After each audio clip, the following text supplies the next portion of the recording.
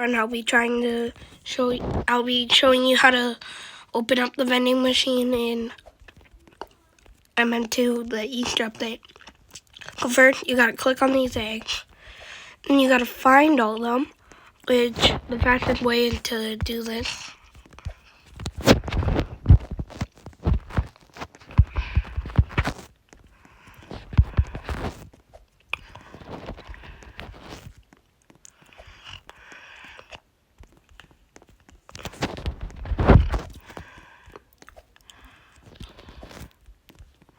Then you've opened it up, and then you've got this little room, and then you should try to get out fast because this closes, and you might get stuck.